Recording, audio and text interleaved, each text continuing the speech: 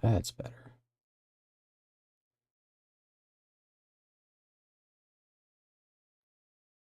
Sir, can we do...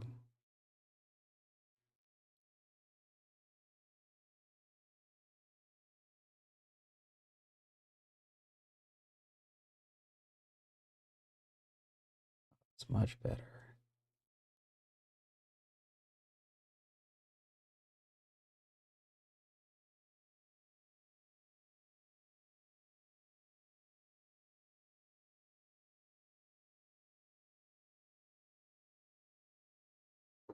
There we go. Hello, viewer. Who's in the chat? All right, you're not asleep. Hey, check it out.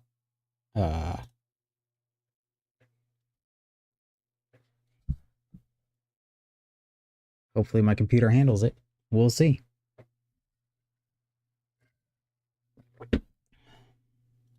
How do I... Oh, shit. I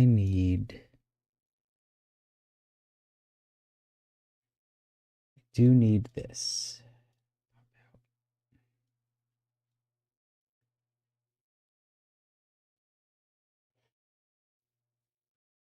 Close that.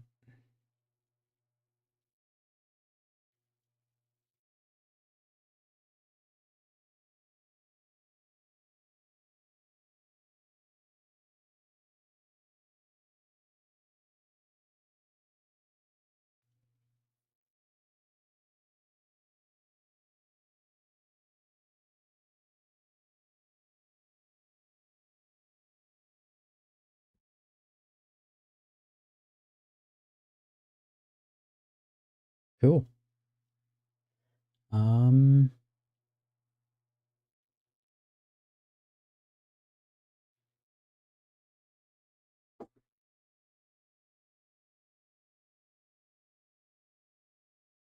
We do...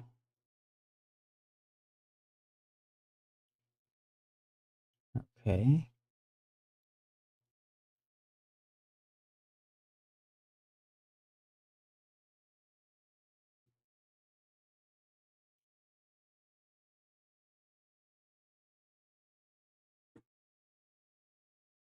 Sorry, I'm organizing my other screen.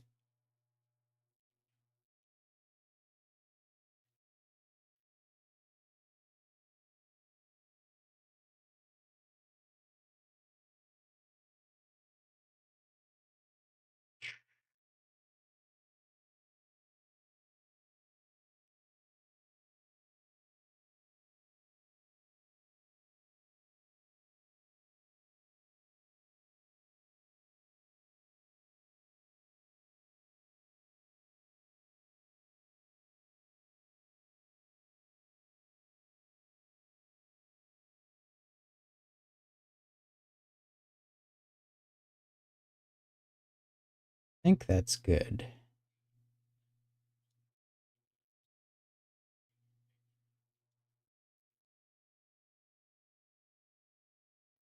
All right.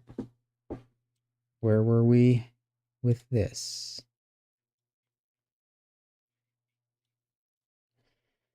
Chapter 2 continued.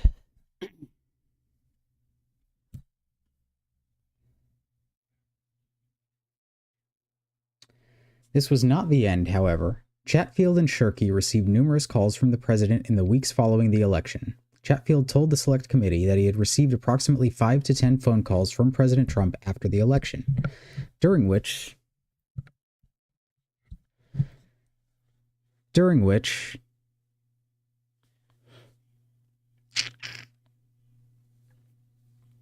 the president would usually ask him about various allegations of voter fraud.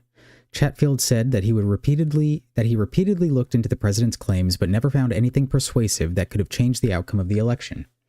President Trump's calls were not enough, so he turned to the public. On January 3rd, 2021, the Trump campaign posted a tweet that urged supporters to contact Speaker Lee Chatfield and Senate Majority Leader Mike Shirky to demand a full vote on decertification.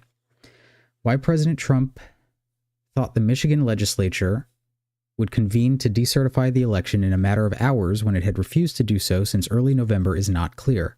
But that didn't stop the president from making things personal. The president's January 3rd tweet included Shirky's personal cell phone number as well as a number for Chatfield that turned out to be wrong. As a result, Shirky said he received nearly 4,000 text messages, and another private citizen reported being inundated with calls and texts intended for Chatfield. On November 21st, Mark Meadows texted a number apparently belonging to the Representative Scott Perry of Pennsylvania and asked, "Can you send me the number for the Speaker and the leader of the Pennsylvania legislature? POTUS wants to chat with them." Hours later, Meadows received a response of, "Yes, sir." At the same time, the leader of the Pennsylvania Senate was Jake Corman, and the Speaker of the Pennsylvania House was Brian Cutler. Corman told the Select Committee that he had received a call on Thanksgiving Day 2020 from Giuliani, urging him to call the legislature into a special session to replace Biden electors with Trump electors. This idea wasn't new to Corman. President Trump and his allies had gone public about their intentions before then, including during the Pennsylvania hotel hearing, but Corman had braced himself for this even before the election. Before Election Day in 2020, a reporter from The Atlantic interviewed Corman and other prominent Republicans in Pennsylvania about the possibility that President Trump would try to circumvent the popular vote in swing states by asking the legislatures to appoint Trump/Pence electors.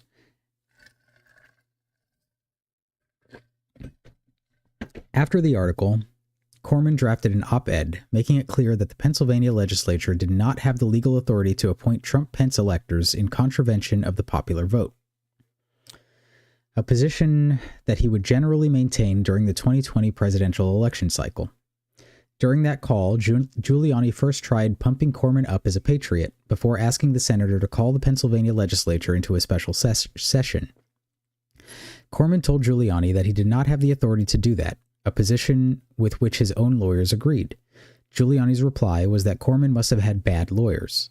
Corman said he offered to connect Giuliani with his legal team. His legal team spoke with Giuliani and a lawyer working with him, Jenna Ellis, the following day, reiterating their view that such a move by the legislature would be illegal.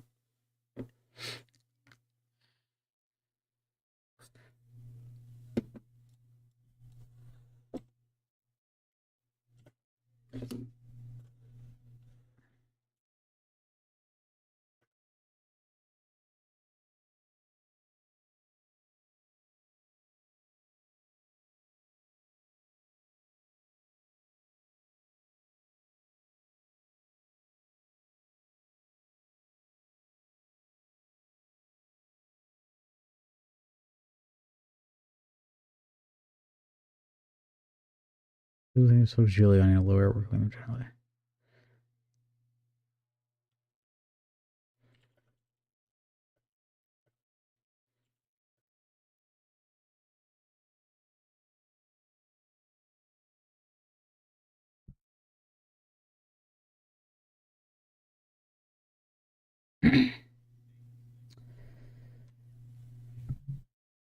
That same day, or possibly the next, Giuliani and Ellis called him back to renew their request for a special legislative session and to demean Corman's lawyers, calling them terrible, bad, and wrong. Corman, however, held his ground and ended the call. While packing to return to Pennsylvania from his Thanksgiving visit to Florida, Corman says he received a call from an unknown number with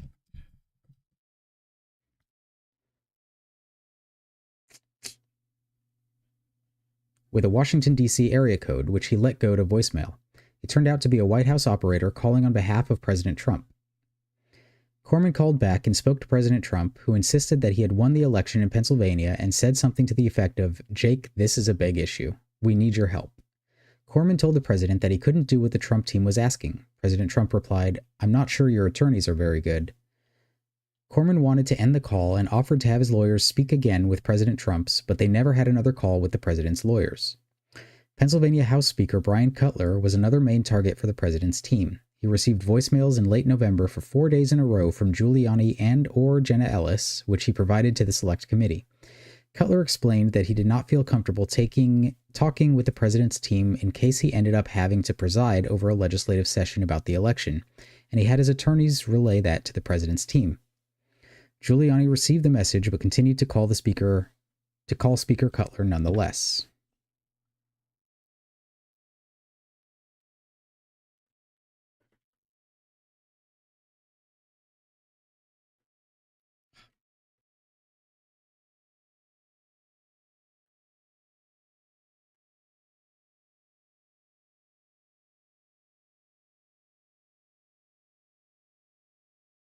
In the first of these voicemails, on November 26th, Giuliani asked to get together quietly to discuss the amount of fraud that went on in your state.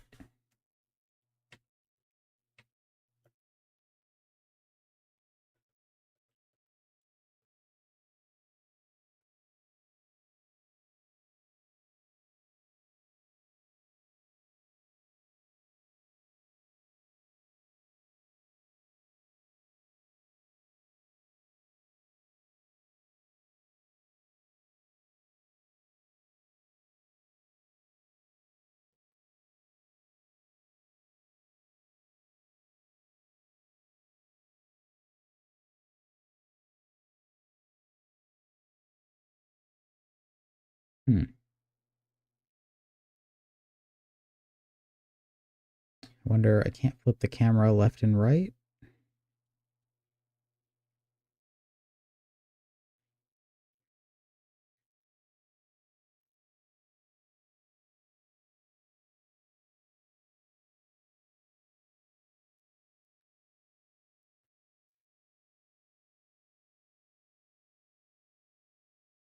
Guess not.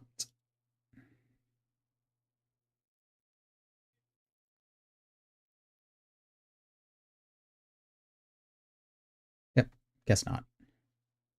He is such a weird side. You know what? He's not just a weird side character, but he's like actively bad, actively evil in all this. Um,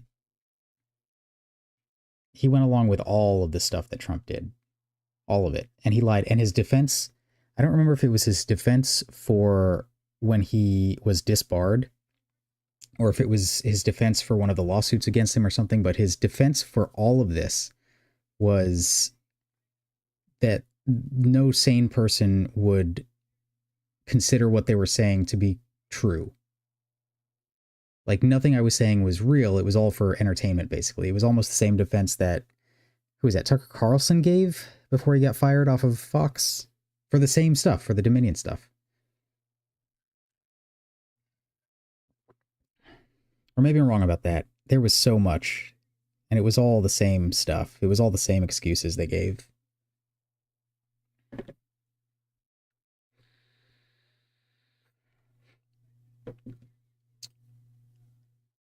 Did you see he got into an accident lately? Um,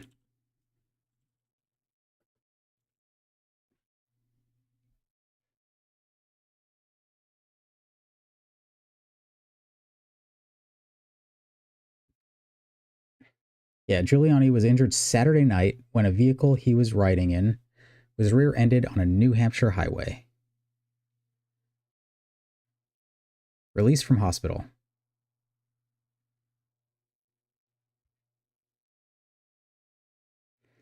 I have some healing to do, but otherwise I'm in great shape. He's 81. Holy crap. Intended to recuperate in Manchester, but did not specify where. Suffered a fractured vertebra when he was rear-ended while traveling as a passenger on Interstate 93 near Manchester. A little car accident won't be slowing him down. It was not a targeted attack. Yeah, no worries. I'm going to continue reading. I wish I could flip. Okay, hold on.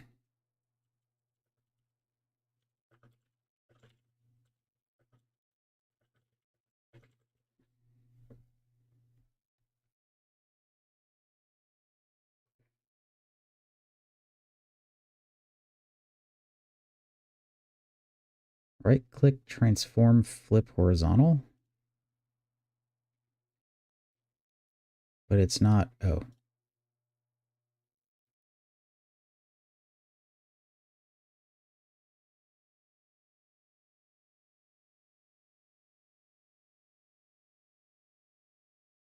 Ah, there we go. Okay, that's better.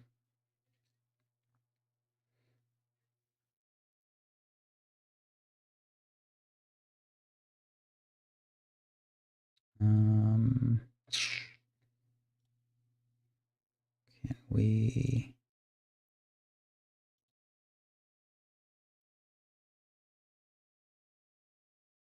Oh, actually, that's kind of fun. think I'll leave it like that. Okay.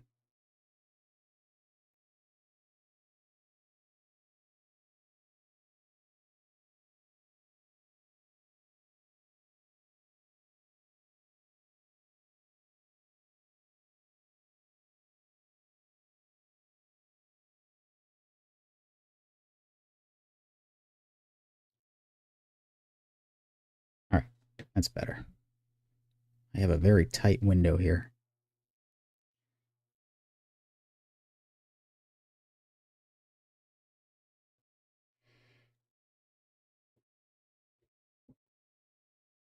In the first of these voicemails on November 26th, Giuliani asked to get together quietly to discuss the amount of fraud that went on in your state, and said that Giuliani and Ellis had also just spoken to Pennsylvania House Majority Leader Kerry Benninghoff. On November 27th, Ellis called and said in a second voicemail that they had just talked to Pennsylvania House member Russ Diamond and were very grateful to the state's legislature for doing your Article 2 duty. On November 28th, Giuliani left a third voicemail and claimed to have something important that really changes things, and said that the president wanted me to make sure I got it to you. Oh, I remember what Giuliani's defense was.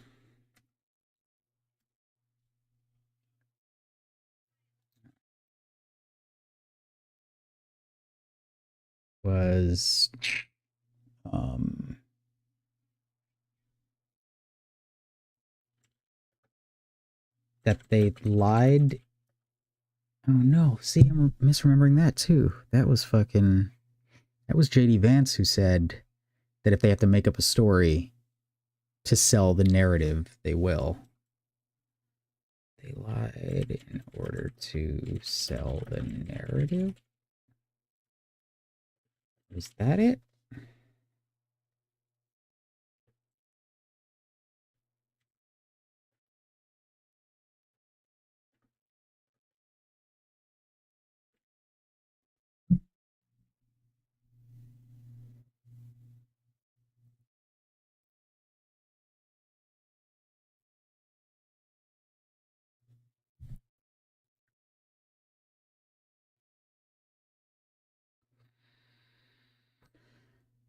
Conceded that he made public comments falsely, claiming 2 Georgia election workers committed ballot fraud during the 2020 presidential race, but is arguing that the statements were protected by the First Amendment. Push debunked claims that Freeman and Moss pulled out suitcases of illegal ballots. He's not disputing that the statements were false. He does not concede that they caused any damage to Freeman or Moss. That distinction is important because plaintiffs in a defamation case must prove not only that a statement made about them was false, but that it also resulted in actual damage.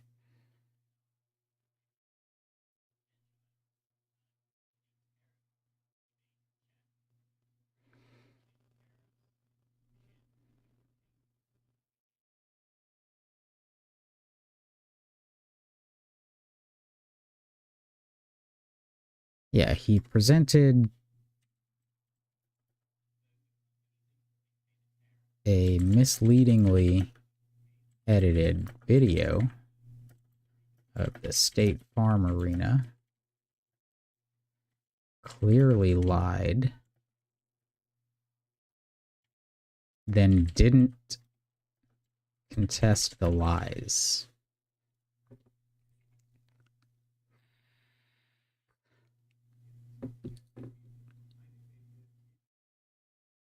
It was his protected free speech.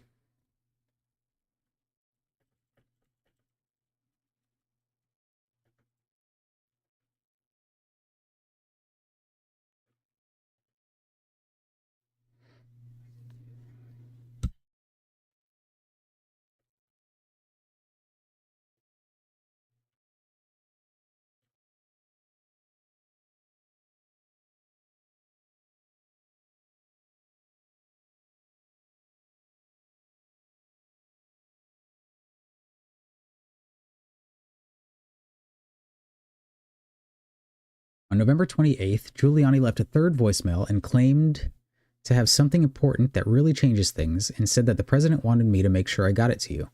And then on November 29th, Giuliani left a fourth message and said, I understand that you don't want to talk to me now, but still sought the courtesy of being able to talk to you as the president's lawyer and a fellow Republican because you're certifying what is a blatantly false statement. I can't imagine how that's in your interests or in the interests of our party. Giuliani and Ellis didn't get through, but the president did. If we wanted to do something, what were the options? The president asked Cutler. Cutler explained to President Trump that he could file a legal challenge contesting the election and ask the president why his team had never requested a statewide recount. Cutler was also in the clear about the constitutional peculiarities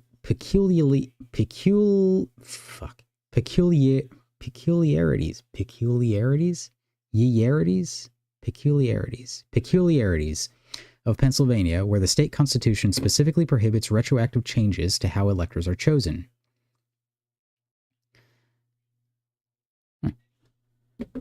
Pennsylvania state constitution.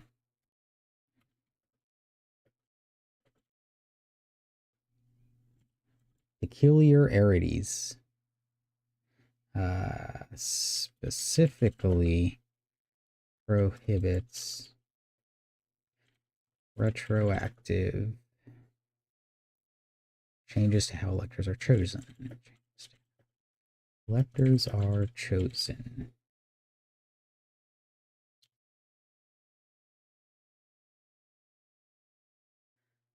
Did you see that? This was Giuliani's defense.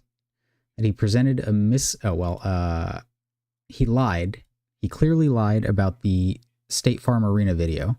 He didn't contest that part, but he did say that it was his First Amendment protected free speech to lie. He was allowed to lie. Giuliani and Ellis didn't get through, but we did that. Practically, President Trump's call achieved nothing. The president wasn't getting what he wanted in his calls to leaders in Pennsylvania, a special session of the legislature to appoint Trump-Pence electors. Seemingly undeterred, President Trump invited several leaders of the Pennsylvania legislature to the White House for Christmas gatherings. Senator Corman decided not to go, although Speaker Cutler did. President Trump spoke with Cutler on December 3rd, while Cutler, his chief of staff, and their wives were at that White House Christmas tour. The issue of overturning the results of Pennsylvania's election came up again, as did the possibility of a special session of the state legislature to appoint Trump electors.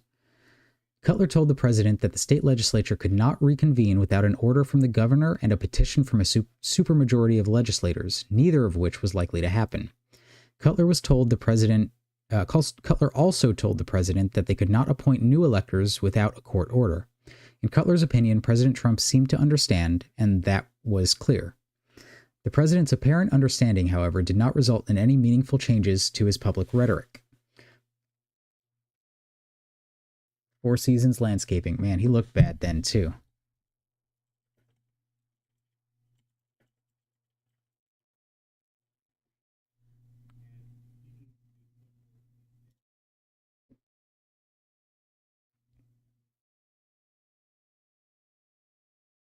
This garbage setup.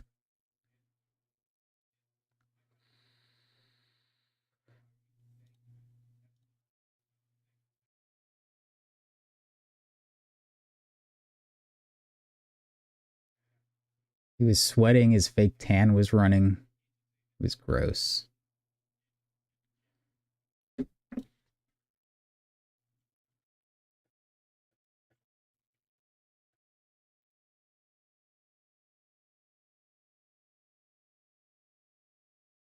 remember hearing and being surprised. There it is.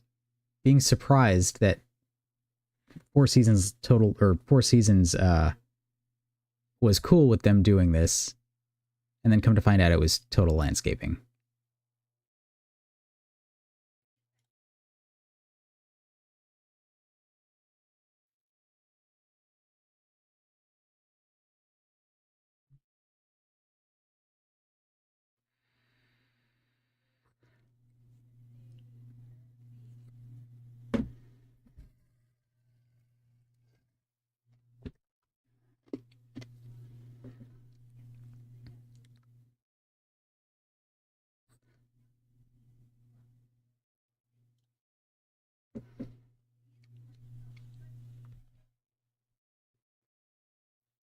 On December 3rd, The same day that Cutler met with President Trump, Cutler, Corman, House Majority Leader Benninghoff, and Senate Majority Leader Kim Ward issued a 3-page, single-spaced joint statement asserting, in no uncertain terms, that Pennsylvania's General Assembly lacks the authority to overturn the popular vote and appoint our own slate of electors.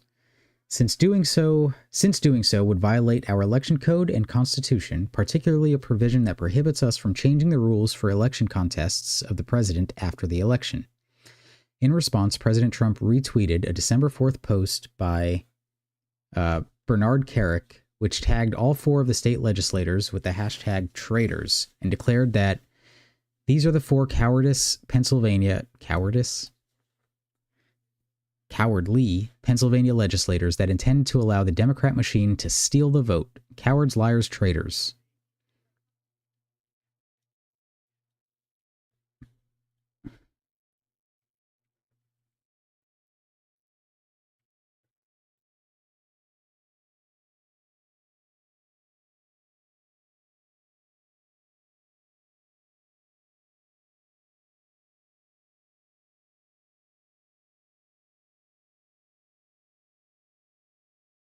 But 5 days later, President Trump publicly thanked Cutler for signing on to a December 4th letter that encouraged members of Congress from Pennsylvania to object to their state's electoral votes on January 6th.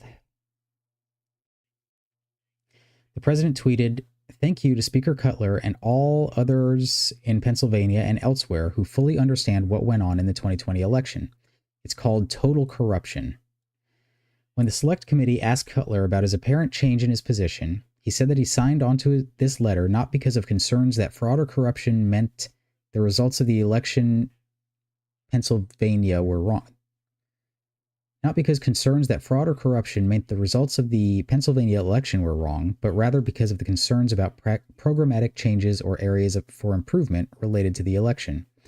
In fact, Cutler reiterated to the committee that he was not personally aware of any widespread election fraud that would have changed the result of the election.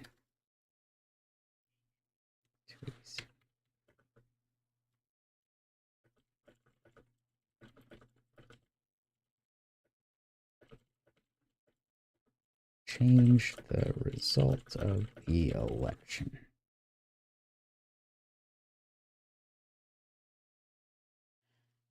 Yeah, I don't know, man. Like, did he actually think it was the 4 seasons? Or was he just trying to do the social media thing where as long as it said 4 seasons, like maybe he knew it was not the hotel, but he was hoping the name would be there? Or if he was like disappointed day of. That's amazing.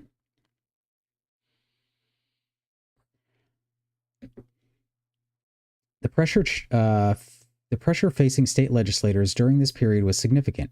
On December 9th, the New York Times quoted Pennsylvania's Senate Majority Leader Kim Ward, revealing that she too had received a call from President Trump in which he pushed his election fraud narrative.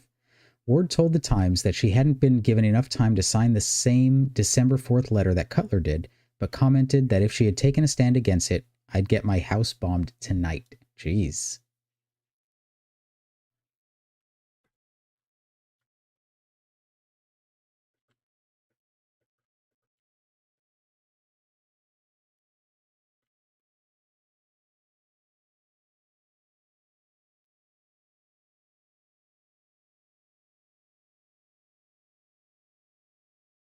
Arizona.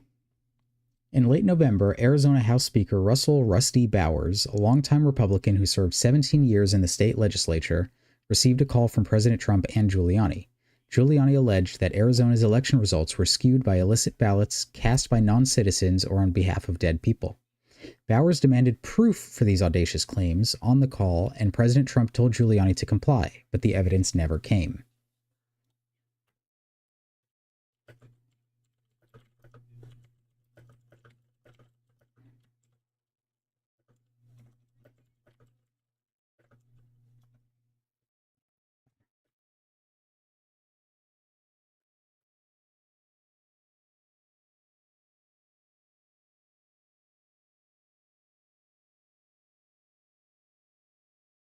Oh, also, Papa, check this out.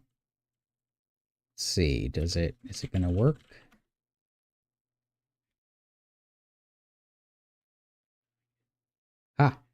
It works.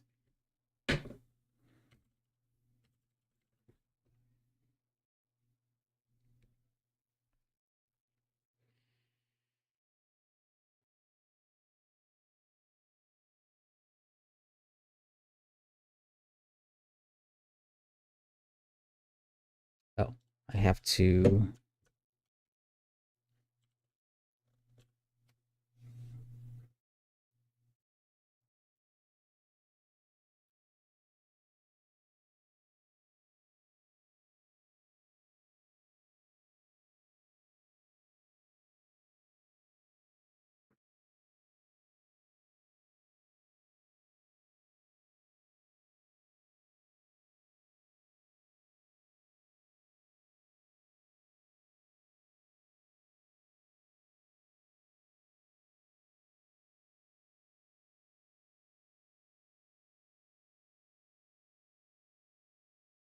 is.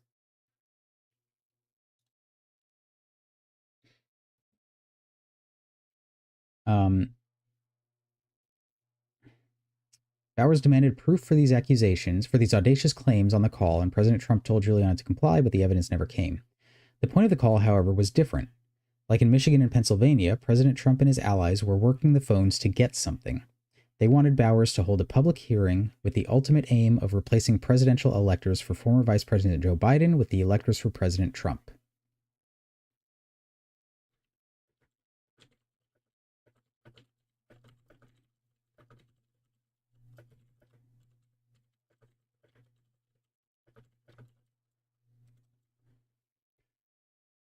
Bowers had never heard of anything like that before, and Giuliani acknowledged that it had never been done. Where President Trump and Giuliani saw a potential opportunity, however, Bowers saw a fundamental problem. As Bowers explained it, what they wanted him to do was counter to my oath when I swore to the Constitution to uphold it. And he said that to the President and Giuliani, you are asking me to do something against my oath, and I will not break my oath.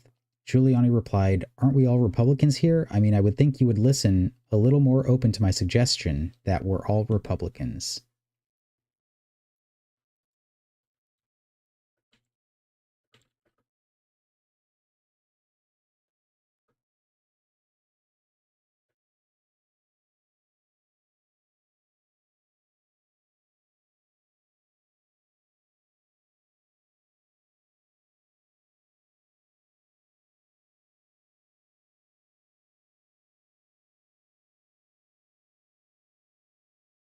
Talk about party over country. The pressure didn't stop with that call. On December 1st, Giuliani and Ellis got an audience with some of the most powerful Republican lawmakers in Arizona, including Bowers, Senate President Karen Fann, Senate President pro tempore Vince Leach, House Majority Leader, Senate and Senator-elect Warren Peterson, Senate Majority Whip Sonny Borrelli, Senator Michelle Ugenti-Rita, and others. The Select Committee was unable to get Giuliani and Ellis's perspective on this outreach because Giuliani claimed that his communications with Bowers, who is not his client nor part of his legal team, were privileged, while Ellis invoked her Fifth Amendment rights against self-incrimination.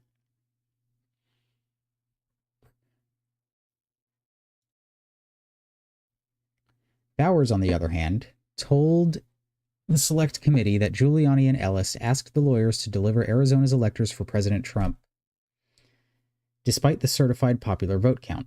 To bolster their request, Giuliani and Ellis raised numerous allegations of election fraud at the meeting, though they never produced evidence in support of their claims. In live testimony before the committee, Bowers recalled Giuliani saying in this meeting that we've got lots of theories, we just don't have the evidence.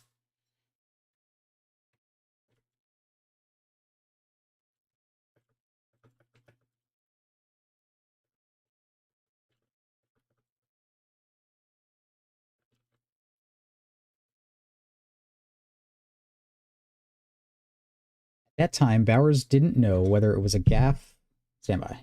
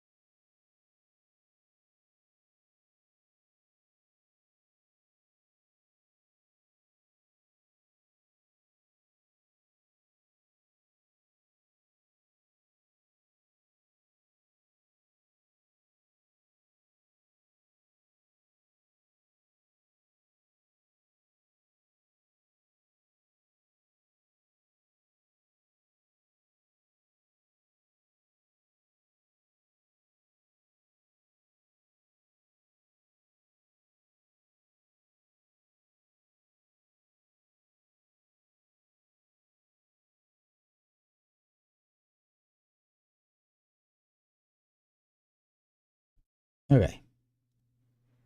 We're back. In late December, at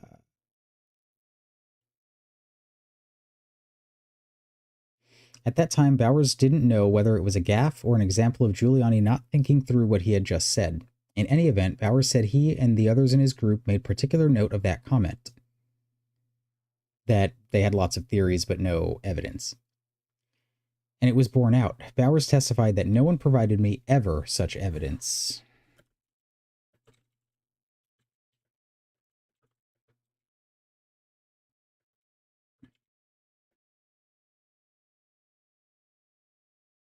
In late December, in another phone call with President Trump, Bowers reiterated that he would not do anything illegal for him.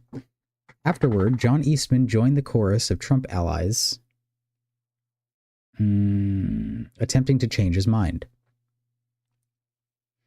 In a call on January 4th that included the Speaker's chief counsel as well as Arizona House Majority Leader-elect Ben Toma, Eastman urged Bowers to hold a vote to decertify Arizona's presidential electors. When Bowers told Eastman he couldn't unilaterally reconvene the legislature, Eastman urged him to just do it and let the court sort it out. Bowers refused and the Arizona legislature took no action.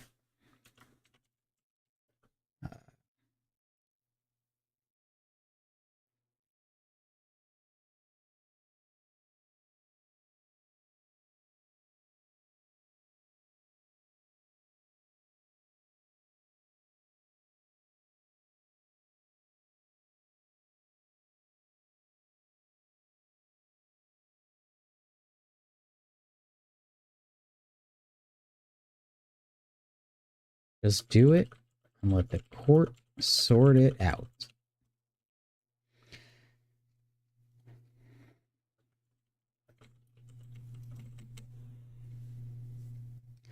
Many of President Trump's efforts in Arizona focused on state officials, but his team also continued to reach out to the Board of Supervisors for Maricopa County even after it certified the election.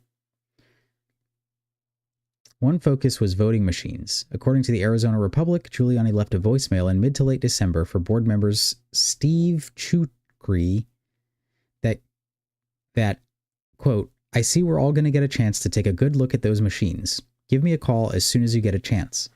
The president also wanted me to pass on a few things to you." On December 4th, Giuliani also left a message for the board's chairman, Clint Hickman. "I was very happy to see that there's going to be a forensic audit of the machines, and I really wanted to talk to you about it a bit. The president wanted me to give you a call, all right? Thank you. Give me a call back." Hickman chose not to call back. Then, on Christmas Eve, Giuliani left voicemails for board members Bill Gates and Jack Sellers, asking them to call him back. In his message for Gates, Giuliani said, quote, "It's Giuliani, President Trump's lawyer. If you get a chance, would you please give me a call? I have a few things I'd like to talk over with you. Maybe we can get this thing fixed up. You know, I really think it's a shame that Republicans sort of are both in this kind of situation. I think there may be a nice way to resolve this for everybody." In his message for Sellers, Giuliani said, quote, "I'd like to see if there is a way that we can resolve this so that it comes out well for everyone. We're all Republicans. I think we all have the same goal. Let's see if we can get this done outside of the court."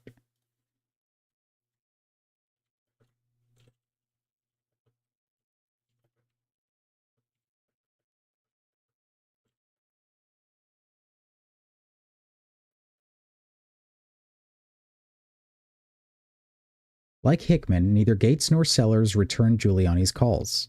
Right? Absolutely wild. And I don't know how much of the live streams you've watched, but I'm now, 70 pages into this? And it's just this the entire time. It's just lie after lie after lie after lie and blatant disregard for the Constitution, blatant disregard for state legislatures, everything. So Trump made the call himself.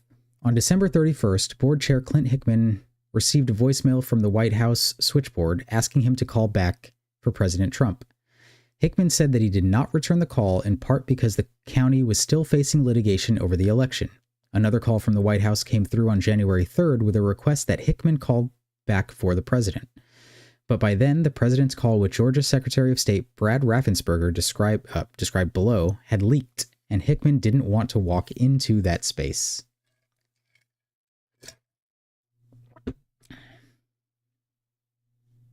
What's a you problem? Georgia. On December 5th, President Trump traveled to Georgia to headline a rally and mobilize voters in advance of a January Senate runoff. But the president's day started with a morning call to Governor Brian Kemp, during which they discussed reconvening the legislature in a special session. After the call, Kemp took to Twitter. He acknowledged that he had spoken to the president and that he told the president that he supported the idea of and had already called for a signature audit in Georgia.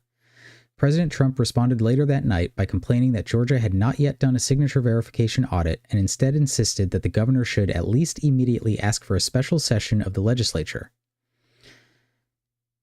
That following day, Governor Kemp and Lieutenant Governor Geoff Duncan issued a definitive statement rejecting President Trump and his allies' calls to overturn the results in Georgia.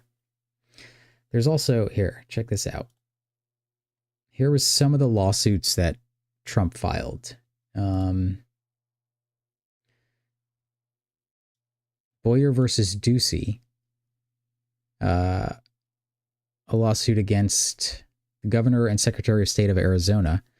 The allegations they made were that poll watchers failed to adequately verify signatures on the ballots, that Maricopa County ballot dispute referees were partisan, that the Dominion backups had no chain of custody, that the Dominion machines themselves suffered from errors, that the defendant's actions violate the elections and electors clauses, which actually I should look that up. Here's the relief they sought. This is what they wanted from those lawsuits. Decertification of Arizona results or just certify Trump electors. And it was like this in all of these. Here's Donald Trump for President versus Bookvar. Relief sought an injunction that prohibits the defendants from certifying the results of the general election. King versus Whitmer. Relief sought the court should decertify Michigan's results or certify them for Trump. Law versus Whitmer, that Trump should be certified the winner of Nevada and that any votes from the Native American vote drive should be invalidated. Ward versus Jackson, an audit and for the election results to be annulled. And all of these were essentially just thrown out because there was no evidence presented. There was no, they had no standing. One of them, the judge ruled that the plaintiffs have no standing, and even if they did have standing, they have not presented any evidence. Yeah, any other president and the media would have been just that 100% of the time.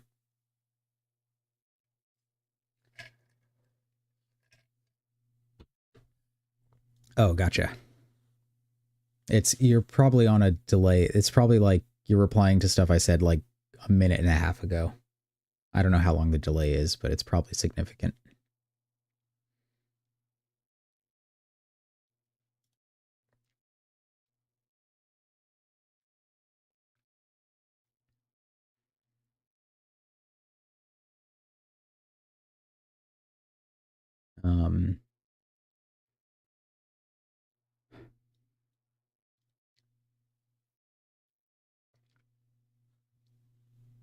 Duncan, the following day, Kemp and Duncan issued a definitive statement rejecting President Trump and his allies' call to overturn the results in Georgia. Quote, while we understand 4 members of the Georgia Senate are requesting the convening of a special session of the General Assembly, doing this in order to select a separate slate of presidential electors is not an option that is allowed under state or federal law.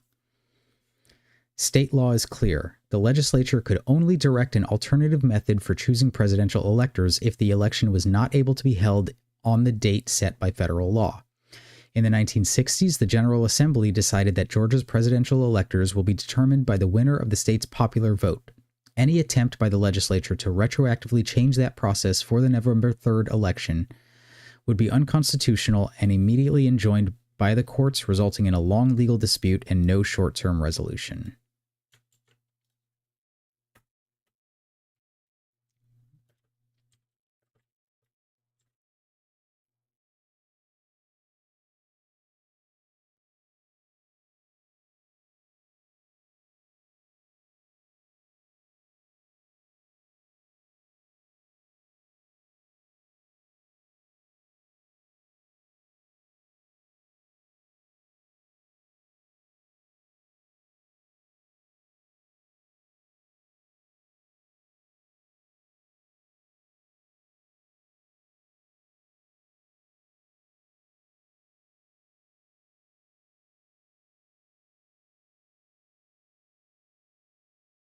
President Trump responded by directing his ire at Georgia officials and throughout the month of December. President Trump grew even more relentless in his social media attacks against Kemp than he had been the previous month. He retweeted attorney Lin Wood, calling on Georgians to call and urge the FBI to focus more on election fraud and tell them to also investigate Brian Kemp, George Duncan, and Georgia Secretary of State. He retweeted another post by Lin Wood. Talk about, like, abuse of the law. Ah.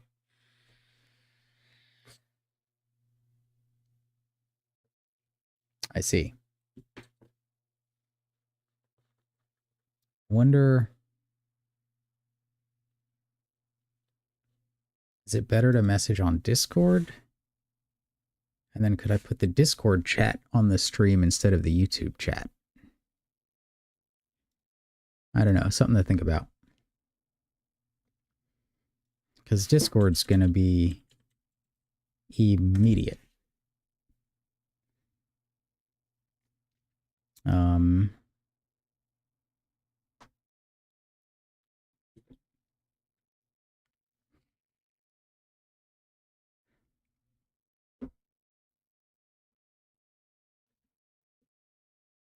He retweeted another post by Lin Wood that depicted Governor Kemp and Secretary Raffensperger wearing masks digitally altered to show the Chinese flag and warned that they will soon be going to jail. Jesus, weaponization of the justice system.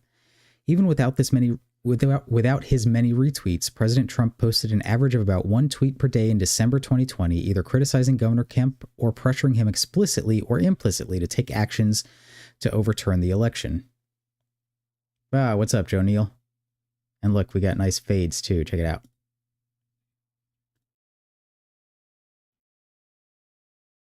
And the logo should be at the top. Yeah.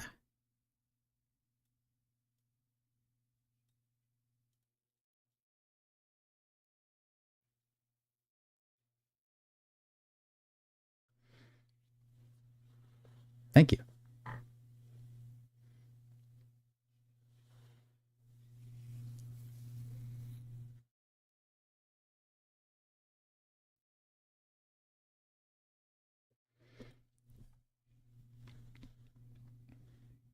I don't,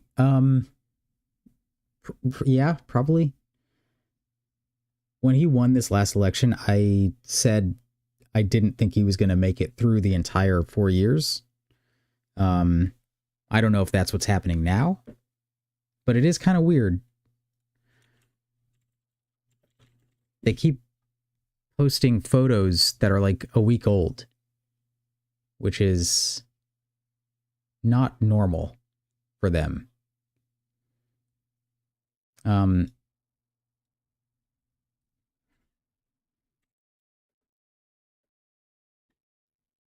Yeah, very, very weird. Oh, I have to do a Twitter account so I can look at these. Yeah. I've heard that maybe he had a stroke or something, and that would make sense. Like, that would knock him out of commission for a little while, right? And depending on how bad the stroke is, maybe, he wouldn't be so active afterwards. July 29th? No, that's impossible. Where is it? How do I sort by most recent? Oh, maybe that is his most recent.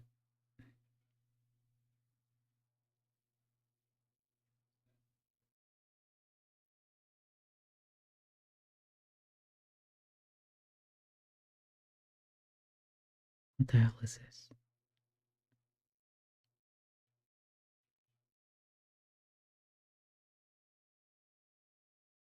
Wait, does he tweet and then take a screenshot of the tweet and then post the tweet? Oh, I got you.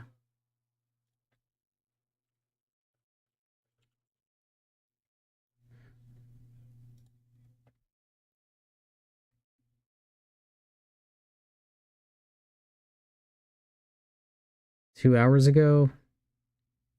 Fox News video 3 hours ago. Woody Allen wants to direct.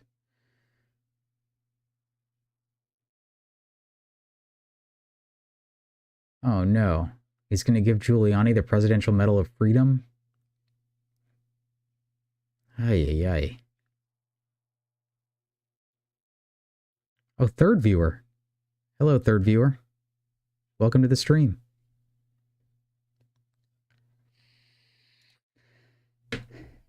Anyway, let's continue.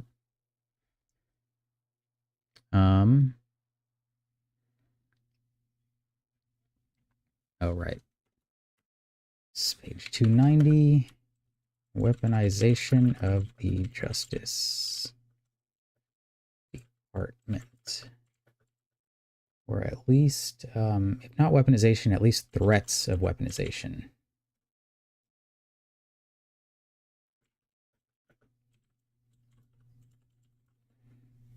President Trump seemed consumed with his plans to overturn the election, and based on documents obtained by the Select Committee, it appears that the president received input from many outside donors or advisors who had access to his staff's email addresses. On December 7th, a Trump donor named Bill White emailed senior Trump advisors, including Dan Scavino and Rudy Giuliani, to say that he, quote, just spoke to Georgia State Senator William Burton Jones, who asked if POTUS can retweet this now, please, along with a tweet by Senator Jones that read, quote, Georgia Patriot call to action. Call your state Senate and House reps and ask them to sign the petition for a special session. President Trump and Giuliani each retweeted Senator Jones's tweet an hour later. Bill White also emailed Molly Michael, Dan Scavino, and Giuliani on December 8th with information that he said, POTUS asked me last night to send right away. He recommended a presidential tweet criticizing Georgia's Lieutenant Governor Duncan, as well as tweets to put pressure on Senate Majority Leader Mike Dugan and Senate President pro tempore Butch Miller. He wrote that President Trump would be calling Dugan and Miller to ask them to call special session and strategize with them why they are keeping this from happening. To ask them to call special session and strategize with them why they are keeping this from happening. Man, their grammar is so bad, too. Like, you'd think these people would write better. And the following day, Steve Bannon revealed on his podcast that President Trump spoke to Georgia House Speaker Ralston and Speaker pro tempore Jan Jones. Speaker Ralston confirmed that he spoke to President Trump on December 7th about the election, during which he told the president that Georgia law made a special legislative session very much an uphill battle.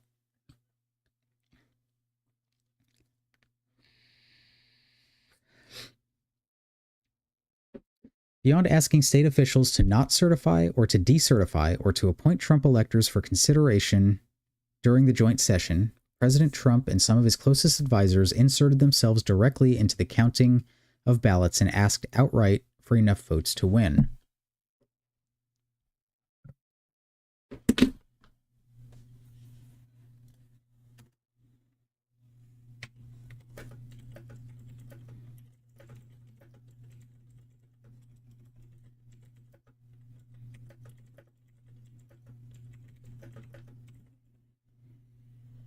White House Chief of Staff Mark Meadows did this. Not only did he place calls on behalf of the president to election officials in Georgia, Meadows traveled there to personally visit election officials and volunteers, coordinated with members of Congress, and even suggested that the president send election workers Trump memorabilia like presidential challenge coins and autographed MAGA hats, a suggestion that his assistant Cassidy Hutchinson thought could be problematic and ultimately did not act on. Well, there's one thing they chose not to do.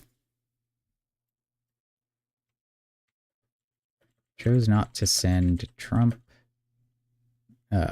paraphernalia? No, what is it? Swag. Send Trump swag because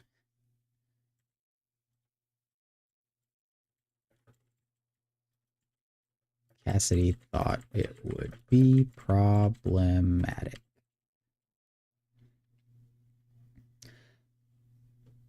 When Meadows made a visit on short notice to examine the audit of absentee ballots in Cobb County, Georgia, he spoke to Deputy Secretary of State Jordan Fuchs and Francis Watson, the Secretary of State's chief investigator. Ultimately, Meadows connected Watson with the president, who claimed that he had won the election and pressed her to say that he had won. The Select Committee obtained a copy of their recorded call, which is detailed below. The president told Watson that he had won Georgia by a lot, he told her. You have the most important job in the country right now, and suggested, quote, when the right answer comes out, you'll be praised. 4 days later, Meadows texted Deputy Secretary of State Fuchs, in which he asked, quote, is there a way to speed up Fulton County signature verification in order to have results before January 6th if the Trump campaign assists financially? Fuchs wrote in response that she will answer ASAP.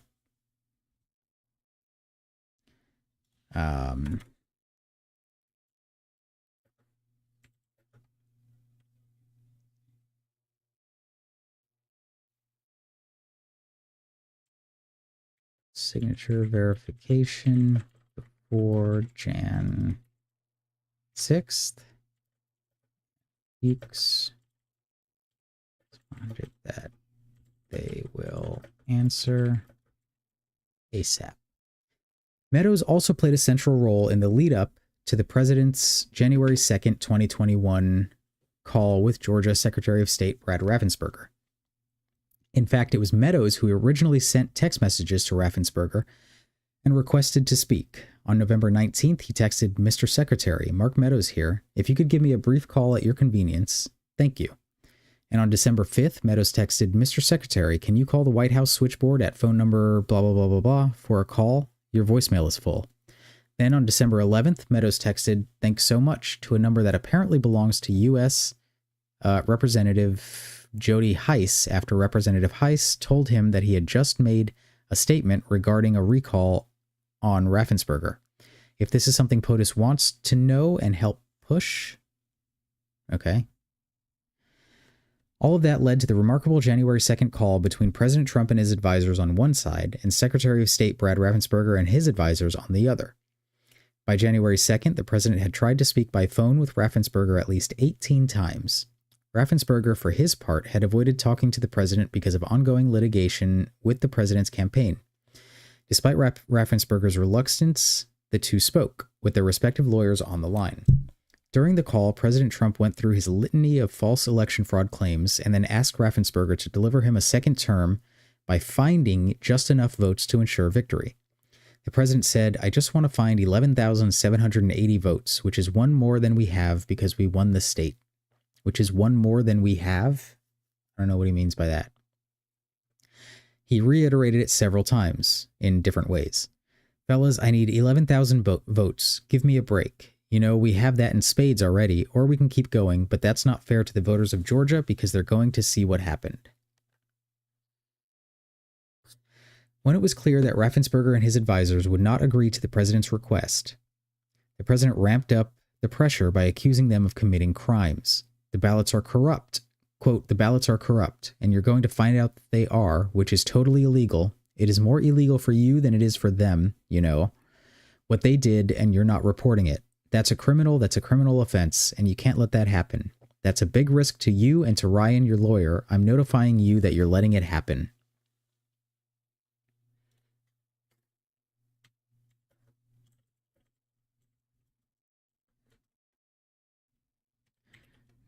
DOJ threats to Raffensperger directly from Trump. The president would stop at nothing to win Georgia. Separate from asking Raffensperger to alter, without justification, the election results in Georgia, he also attacked election workers. In that call, President Trump mentioned Ruby Freeman's name 18 times, referred to her daughter Shaye Moss several of those times, and accused them of crimes. Raffensperger and his aides rebutted President Trump's false claims of fraud on the call and explained why they were wrong. But they did not deliver the one thing President Trump wanted most, the 11,780 votes. Ruby Freeman and Shaye Moss, they were two election workers who were counting ballots at the State Farm Arena. And the video that Giuliani presented was deceptively edited to show them pulling out bins from underneath. But the bins were just put there earlier. They were votes that had to be counted. But the main thing with Shea and Ruby Freeman was that they passed like a mint to each other. Like the mother gave the daughter a mint, and Giuliani tried to say that it was a USB being passed like heroin or cocaine.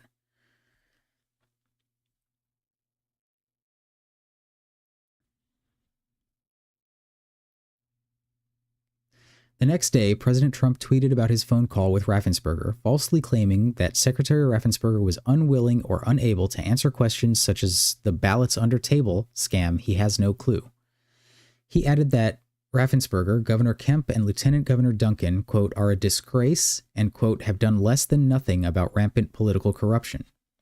Even though Raffensperger and his team repeatedly told the president why his specific allegations of election fraud in Georgia were wrong, President Trump met the next day with the top leadership of the Justice Department in an effort to convince them to send a letter falsely claiming that the department had identified significant concerns affecting the election results in Georgia and calling on Governor Kemp, Ralston, and Miller to convene a special session. It was only after a showdown in the Oval Office, described in Chapter 4, during which the White House counsel and others threatened to resign, that President Trump decided against replacing DOJ leadership and issuing that letter.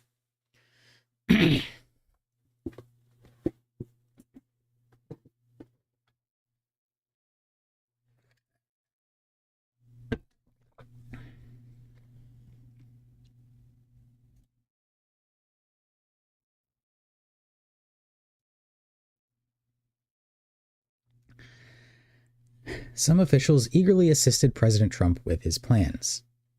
While many state officials resisted Trump's demands, some eagerly joined the president's efforts. President Trump routinely coordinated with Pennsylvania State Senator Doug Mastriano, whose request led to the November 25th, 2020 hotel hearing in Gettysburg, and who traveled to Washington to meet with the president afterwards. Senator Mastriano, who would later charter and pay for buses to Washington for the president's Stop the Steal rally on January 6th and was near the Capitol during the attack, quickly rose to favor with the president.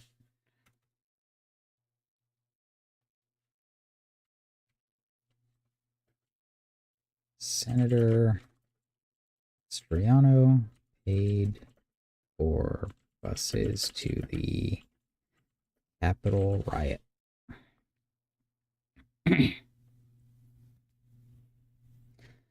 On November 30th, President Trump called Mastriano, interrupting him during a radio interview and telling listeners that Doug is the absolute hero and people are, quote, really angry in Pennsylvania. On December 5th, Senator Mastriano sent an email to President Trump's executive assistant, Molly Michael, with a Supreme Court amicus brief for the president that the pair discussed yesterday, related to a case brought by Representative Mike Kelly against his own state, which the Supreme Court rejected just a few days later. On December 14th, President Trump's executive assistant sent Mastriano an email from POTUS with talking points promoting a conspiracy theory about election machines. And on December 21st, Mastriano sent another email for President Trump in which he wrote, quote, Dear Mr. President, attached, please find the killer letter on the Pennsylvania election that we discussed last night, that I only just completed. This letter recapped the Gettysburg Hotel hearing on November 25th and claimed that, quote, there is rampant election fraud in Pennsylvania that must be investigated, remedied, and rectified. President Trump sent that letter to John Eastman, Acting Attorney General Jeffrey Rosen, Acting Deputy Attorney General Richard Donahue, Rush Limbaugh, former Florida Attorney General Pam Bondi, Lou Dobbs, and others.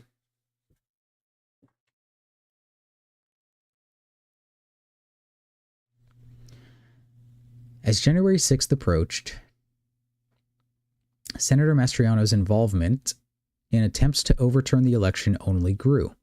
On December 23rd, he led a second group of Pennsylvania state senators for a meeting with President Trump in the Oval Office, which Giuliani claimed swayed about 20 of them.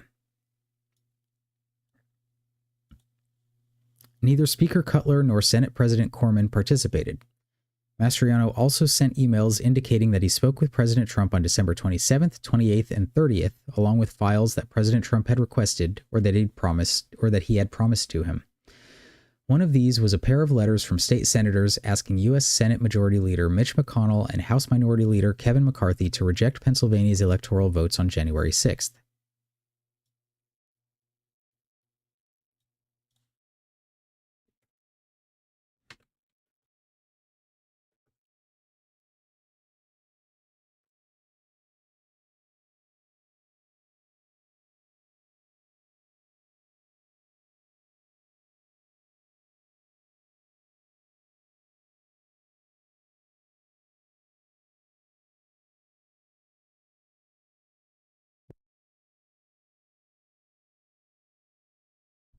Stand by.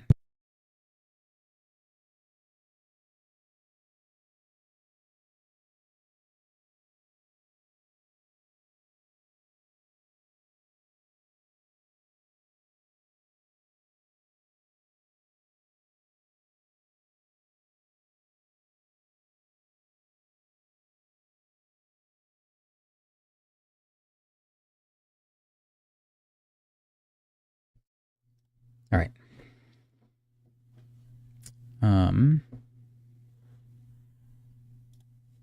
January 6th.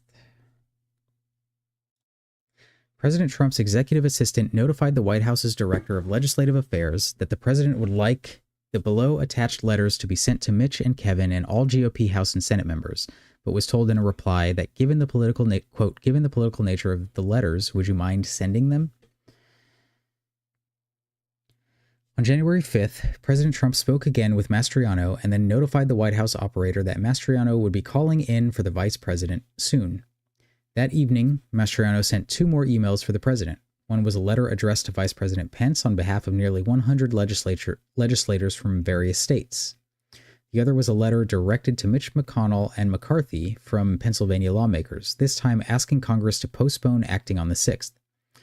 President Trump tweeted the letter that night, captioning it "Big News in Pennsylvania." And after midnight, he retweeted that Pennsylvania is going to Trump. The legislators have spoken.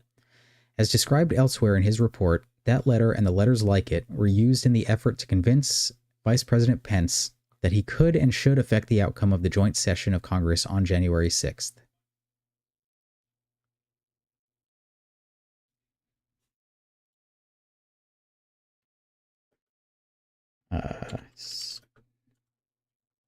Politicians who supported the Select Committee subpoenaed Senator Mastriano to testify about these interactions with President Trump and his advisors, among other matters. Unlike numerous other witnesses who complied with subpoenas and provided deposition testimony to the Select Committee, Mastriano did not. Did not testify.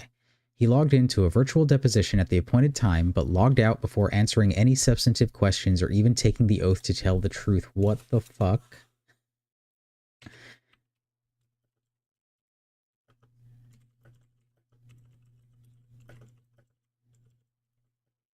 A virtual deposition, but logged off before even swearing to tell the truth. Jesus. The president apparently got what he wanted in state officials like Senator Mastriano, but not those who dared question or outright reject his anti-democratic efforts to overturn the election.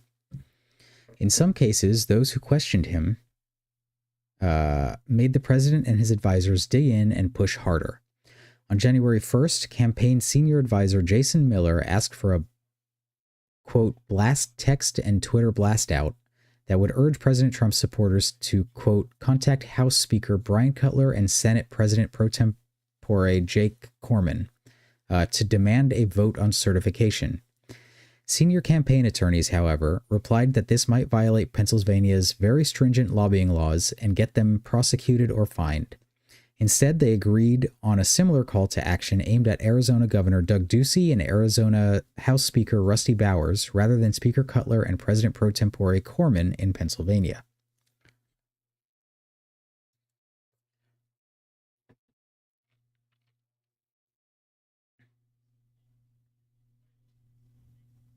How long have we been going tonight?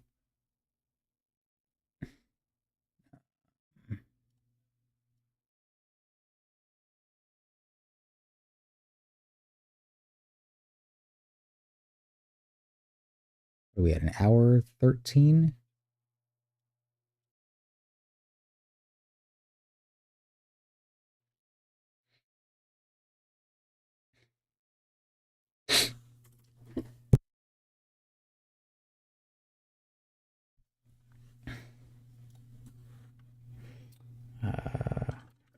Left off on page 296. I'm gonna just look through my notes for a little bit.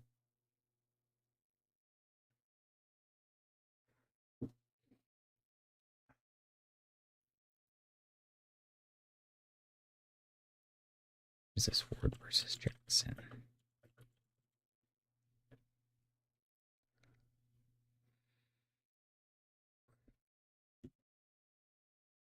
Jackson defendant.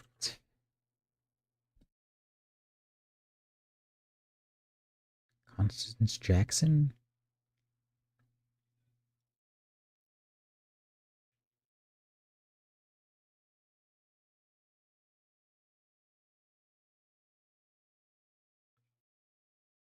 Who is Constance Jackson?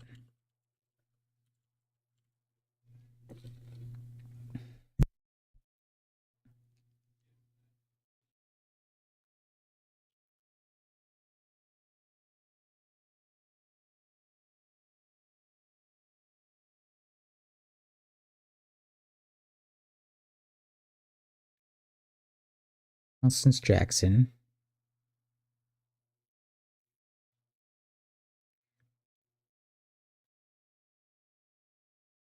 Michigan Governor's.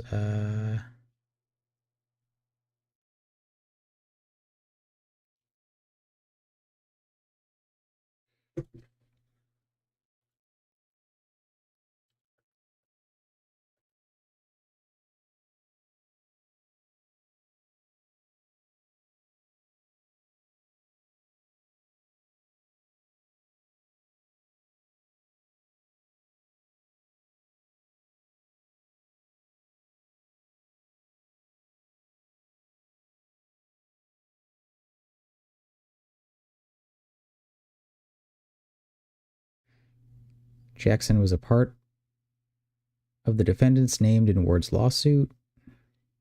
Highly likely she was either a public official involved in the election administration or a Democratic elector. Her specific role was not detailed in the court docket. Okay, that's fine. Constance Jackson. Specific role not detailed.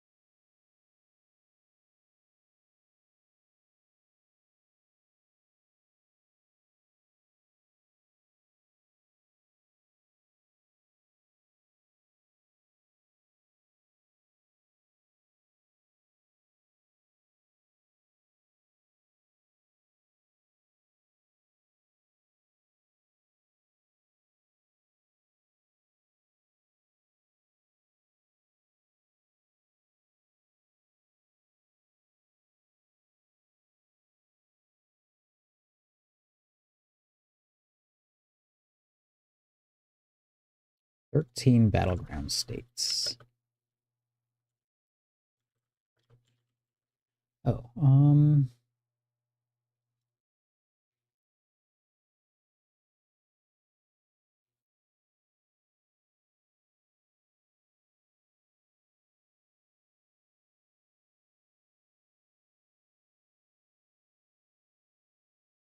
is that a better theme?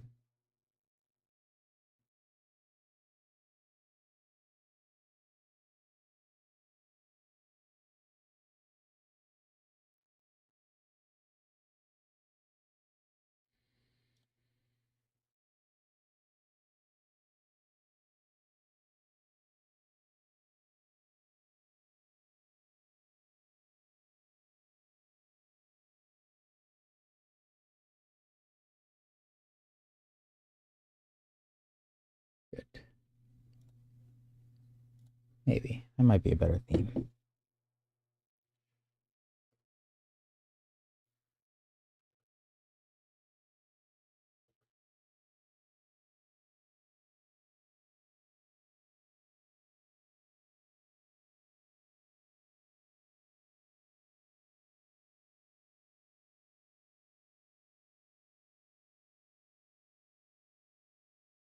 Average of race ratings from the Cook Political Report, Inside Elections, and Sabato's Crystal Ball, Ballotpedia identified 13 battleground states in 2020.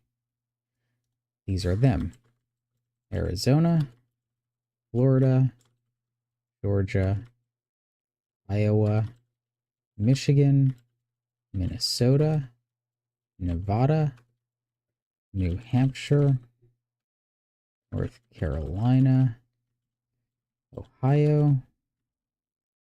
Ohio is a shitty place.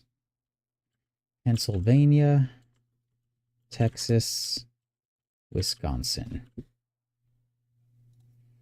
And who won each of those?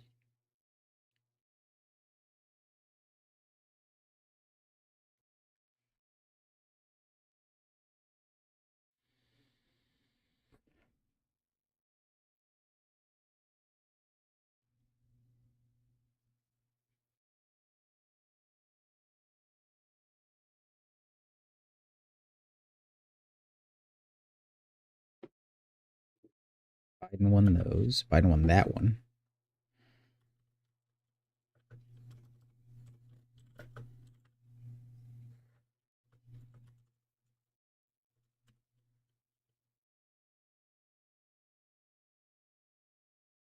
Trump won Florida, of course. Biden won Georgia.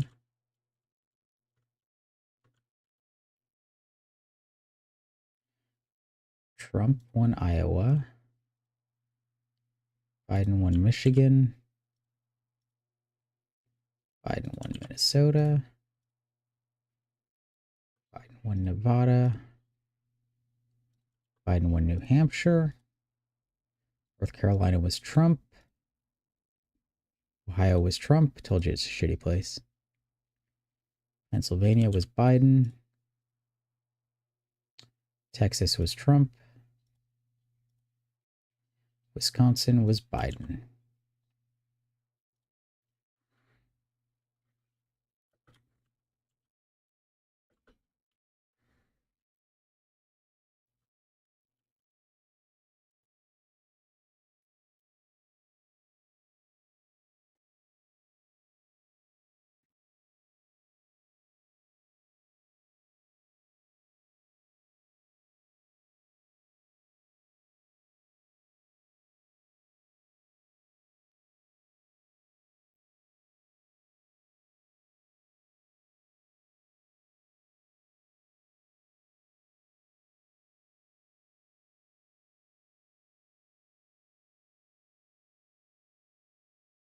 Okay.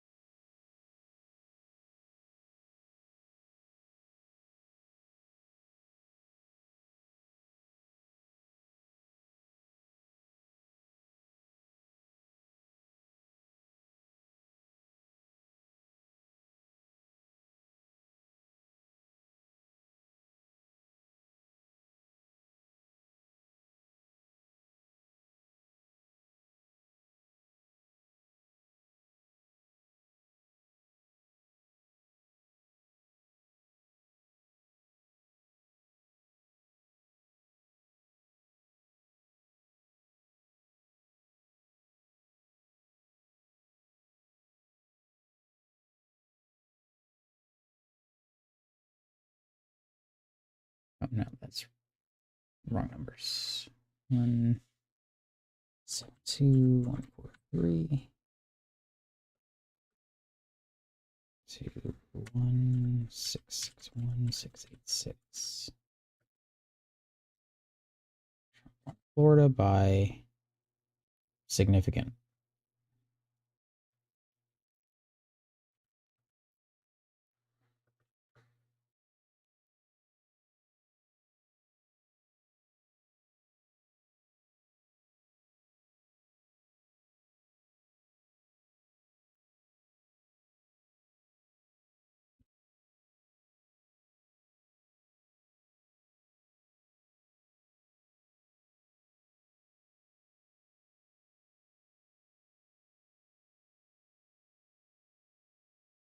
Wow, there's nobody in Iowa.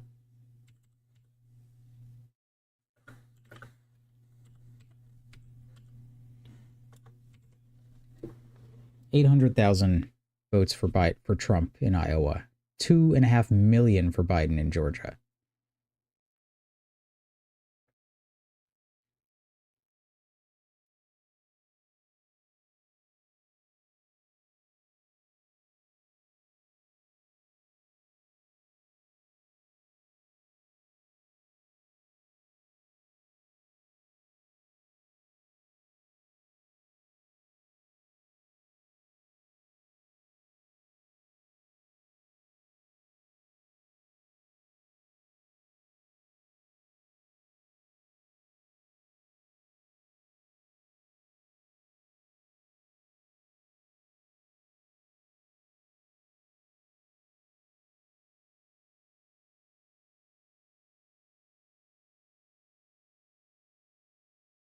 I'm sure.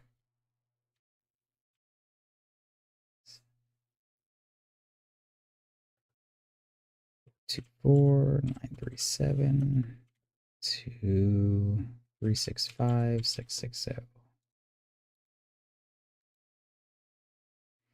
2,758,775 to 2,684,292.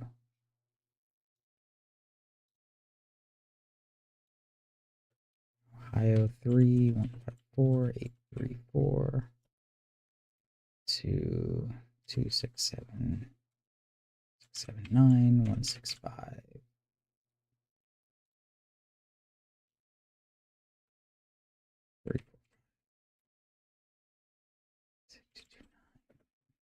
Two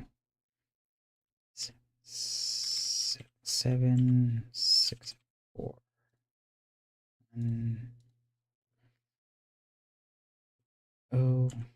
347 9126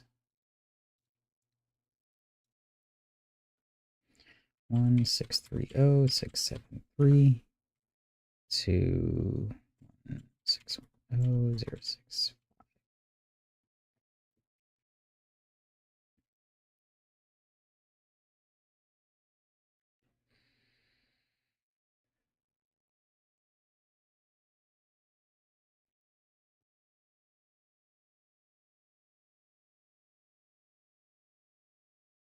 You should be